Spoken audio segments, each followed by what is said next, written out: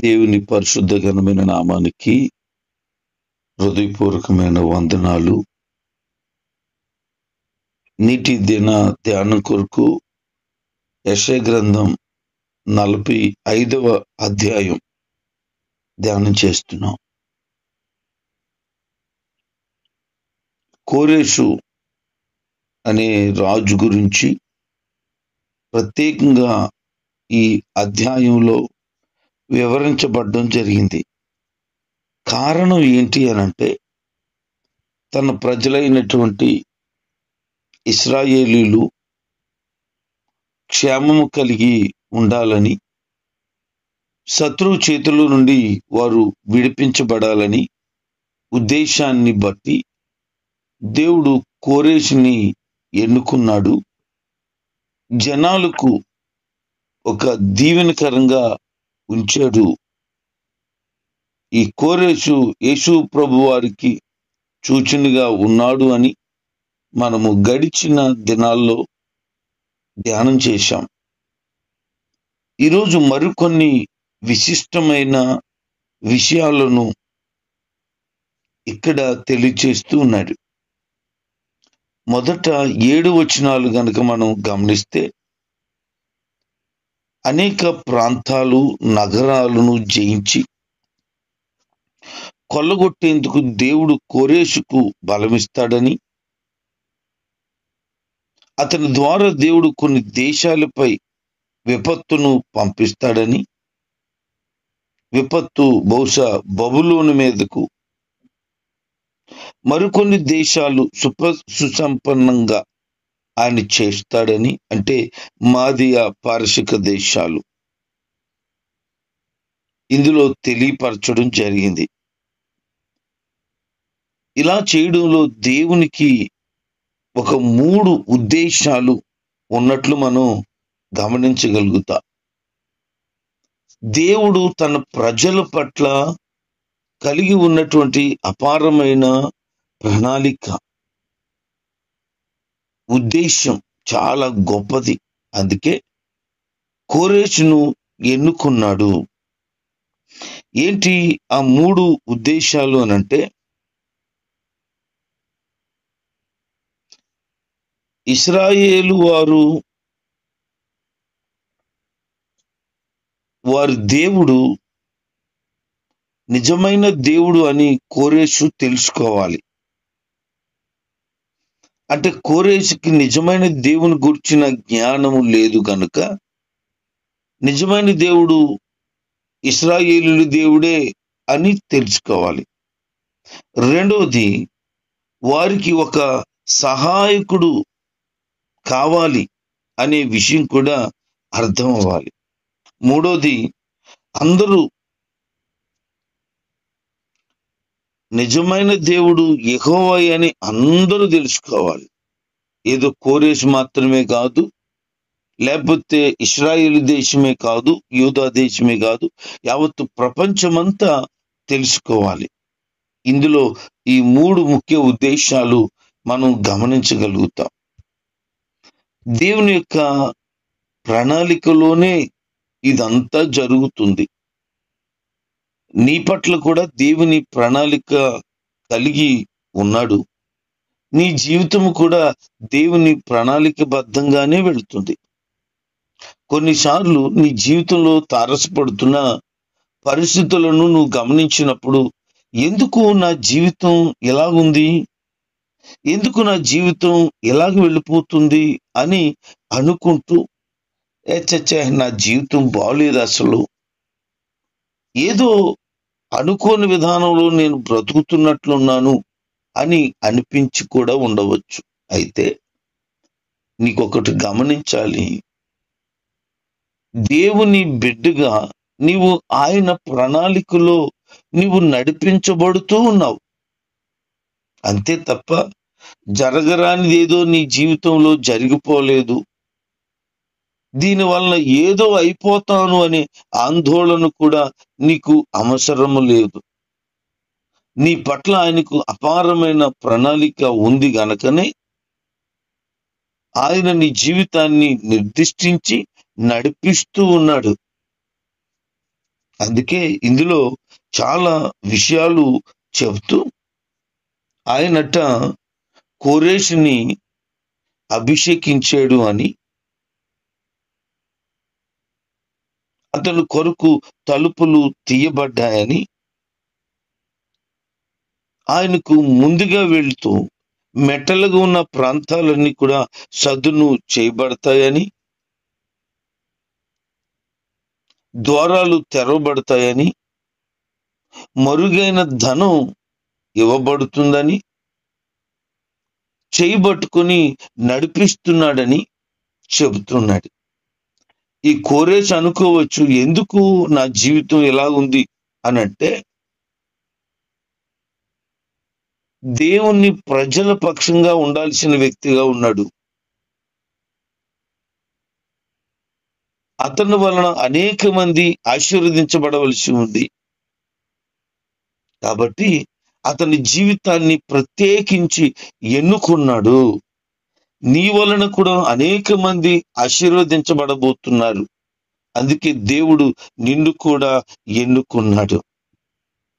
ఈరోజు నీతో మాట్లాడుతున్న ఈ దేవుని వాక్య ప్రభావము నీ సొంతమైతే, అందులో ఉన్న విశిష్టత నువ్వు గమనించగలిగితే, ఒక ప్రభావం చేతనే నువ్వు ముందుకి నడిపించబడతావు. ఎందుకు కోరేషుని ఎన్నుకోవలసి వచ్చింది అనంటే, దేవుడు ఎన్నుకున్న యాకోబు కోసం, యాకోబు వంశం కోసం, వారిని ఆశీర్వదించడం కోసం కోరేషునట పేరు పెట్టి పిలిచాడట. దేవుణ్ణి ఎరగని వాడైనను అతనికి బిరుదులు ఇచ్చాడట, అతన్ని సిద్ధపరిచాడట, సన్నద్ధుడుగా చేశాడట. అంటే దేవుణ్ణి తెలుసుకోకపోయినా దేవుడు గొప్పతనాన్ని ఇవ్వగలుగుతాడు. 2వ రాజుల గ్రంథం 5వ అధ్యాయంలో ఒక వ్యక్తి మనకు తారసపడతాడు. అతని పేరు నయమాను. సిరియా దేశం సైన్యానికి అధిపతిగా ఉన్నాడు. అతని చేత దేవుడే వెళ్ళిన చోట నల్లనట జయము ఇస్తూ ఉన్నాడట. ఈ సిరియా సైన్యం ఎవరు? పరాయి వారు, అన్యులు. ఆ అన్యుల్లో ఉన్నటువంటి సైన్యాధిపతికి ఎందుకు జయమిస్తున్నాడు అనంటే, దేవుణ్ణి తెలుసుకోబోతున్నాడు రాబోయే దినాల్లో. అందుకే జయమిస్తున్నాడు. అతనికి జయం ఎందుకు ఇచ్చాడు అనంటే, అతను జయించి ఒక అమ్మాయిని తీసుకురాబోతున్నాడు. ఇశ్రాయేలుల మీదకి యుద్ధానికి వెళ్ళి అక్కడ ఇశ్రాయేల్లో ఒక చిన్నదాన్ని తీసుకుని ఇంటికి తీసుకొచ్చి తన భార్య దగ్గర పని పిల్లగా పెట్టుకున్నాడు. మ్యాటర్ అలాగ నడిపిస్తున్నాడు దేవుడు. ఆ అమ్మాయి జీవితం చాలా విచారకరమైనది. ఎందుకంటే తల్లిదండ్రుల దగ్గర పెరగాల్సిన ఆమె ఎక్కడో పరాయి దేశంలో శత్రువు ఇంట్లో పెరగాల్సి వచ్చింది. కానీ ఆ చిన్నది ఎంత విశ్వాసం కలిగిందంటే, నన్ను దేవుడు ఇక్కడి నుంచి ఇక్కడికి ఎందుకు నడిపించాడు అంటే, నాతో దేవుడు ఏదో పని జరిగించాలనుకుంటున్నాడు అని నమ్మింది. మరి నువ్వు నమ్మగలవా? నీ జీవితంలో వస్తున్న బాధ కానీ, కష్టం కానీ, ఇబ్బంది కానీ, అనుకొని ఎదుర్కోవలసిన పరిస్థితులు కానీ జరిగినప్పుడు, ఇది నా జీవితంలో దేవుడు ఏదో మేలు కొరకు చేయబోతున్నాడని నువ్వు నమ్మగలవా? ఆ అమ్మాయి నమ్మింది. అందుకే ఆ నయమానుకున్న కుష్ఠరోగం గురించి ఇశ్రాయేలు దేశంలో ఒక దైవజనుడు ఉన్నాడు. అతని దగ్గరికి నువ్వు వెళ్తే అతను నీ కొరకు ప్రార్థిస్తాడు, నీకు స్వస్థత కలుగుతుందని చెప్తే, ఈ నయమాను అక్కడికి వెళ్ళి దైవజనుడు చెప్పినట్లుగా చేసి స్వస్థత పొంది క్షేమంగా ఇంటికి వచ్చాడు.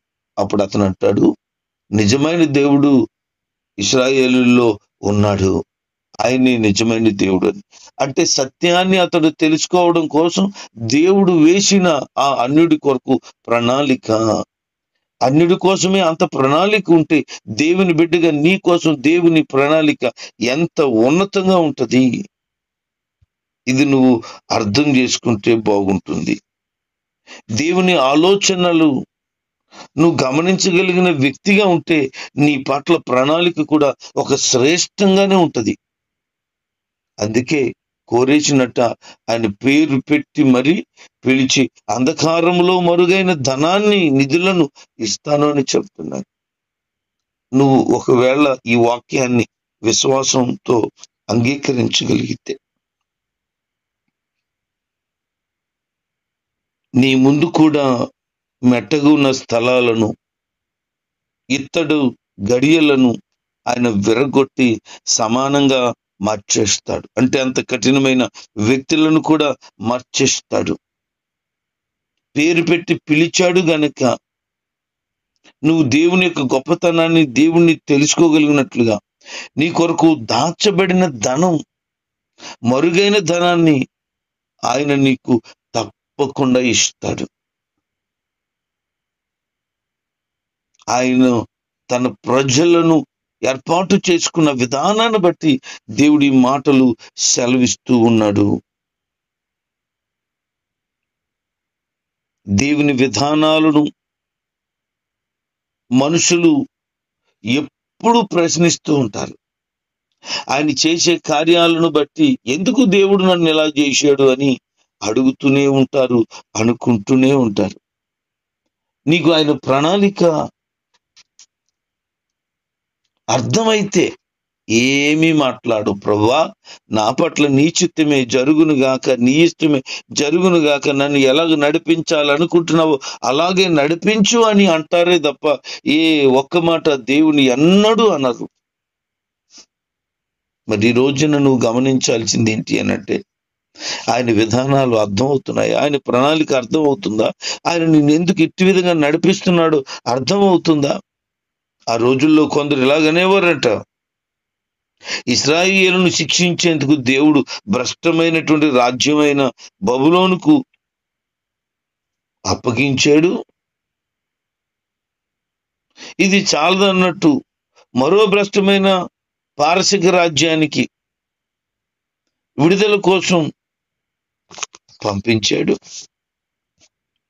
అని మనుషులు ఈ విధంగా మాట్లాడుకుంటూ ఉన్నారు. అంటే ఒకరిని బంధించటానికి బబులోను దేశానికి పంపిస్తే మరొక రాజ్యమైనటువంటి పారసిక రాజ్యంలో ఈ కోరేషు వలన విడిపించబడ్డానికి దేవుడు సిద్ధం చేశాడు. అసలు అక్కడికి ఎందుకు పంపించాలి?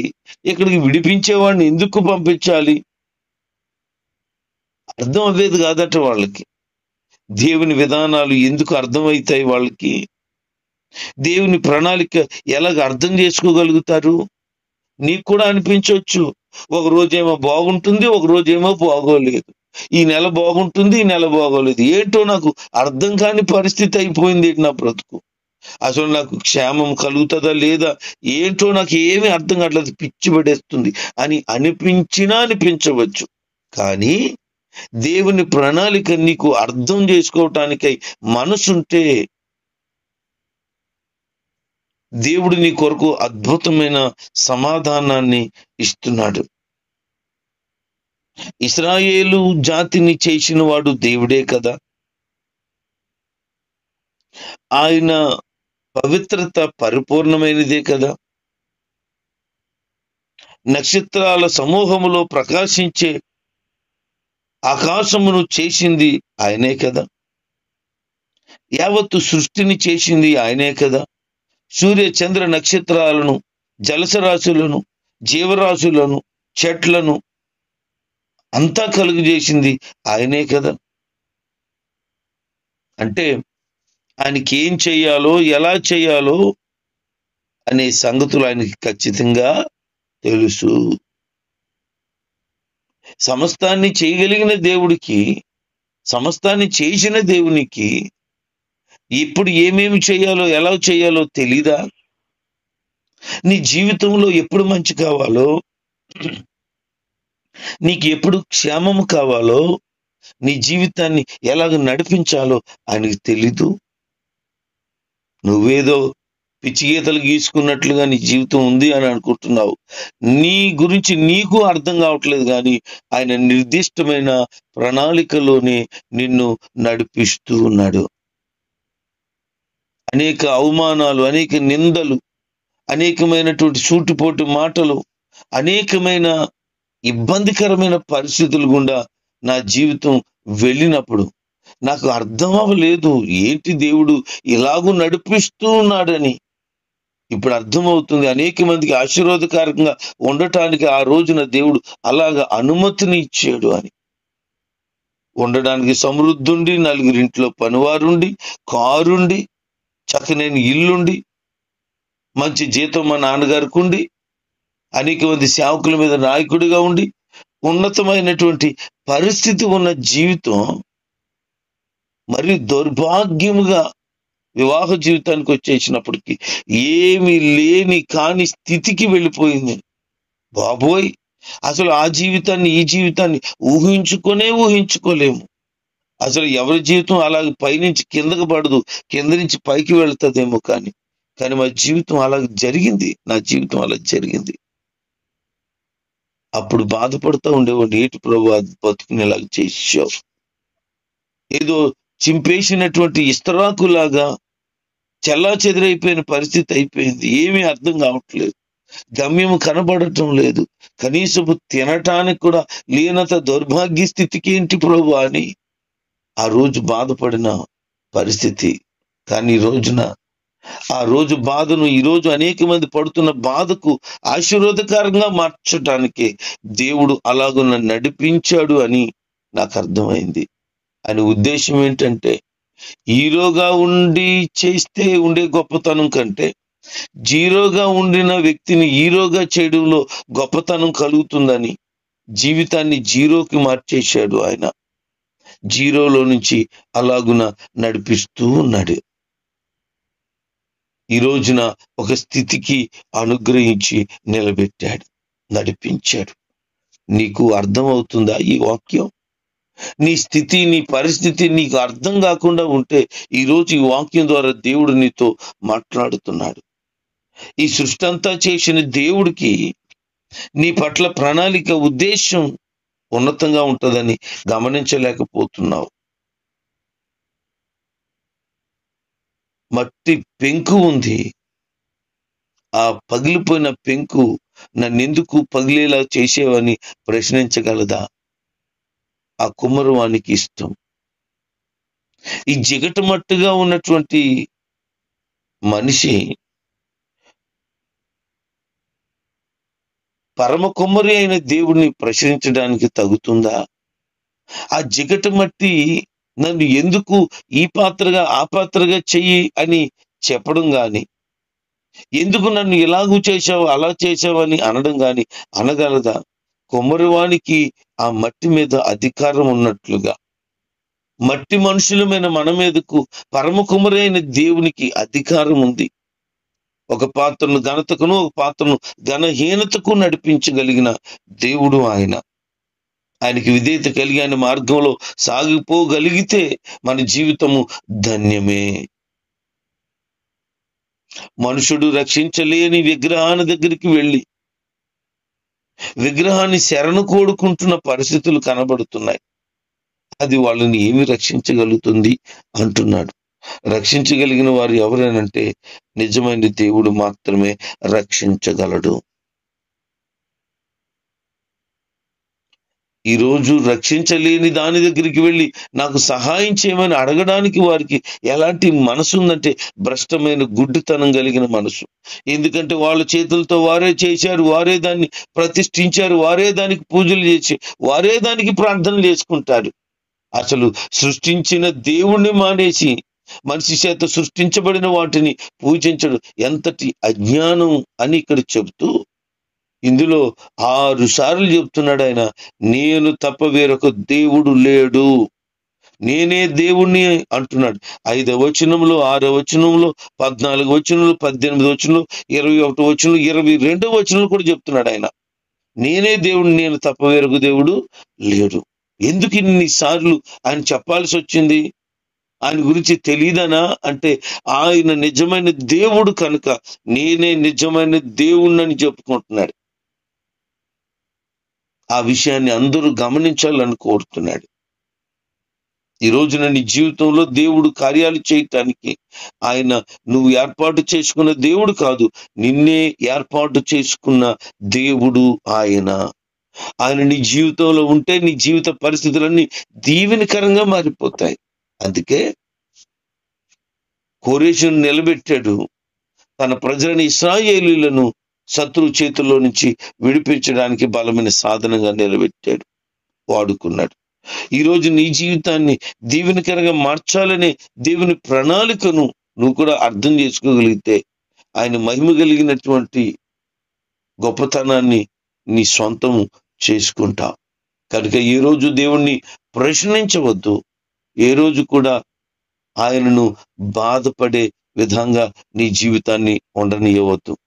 ఆయనకు లోబడి బ్రతుకుతూ ఉండగలిగినప్పుడు, నీ జీవితంలో దైవ చిత్తమే జరుగుతుందని నమ్మగలిగినప్పుడు ఆశీర్వాదకరంగా నీ జీవితాన్ని తప్పక మారుస్తాడు. దాని కొరకై వెయిట్ చేయి, కొద్ది కాలం ఓపిక కలుగు, దేవుడు నీకు తప్పక సహాయము చేస్తాడు. అటు కృప నీ జీవితంలో ప్రభు సమృద్ధిగా అనుగ్రహించి ఆయన కొరకు నమ్మకమైన బిడ్డగా నిన్ను జీవింప చేయునుగాక. ఆమేన్.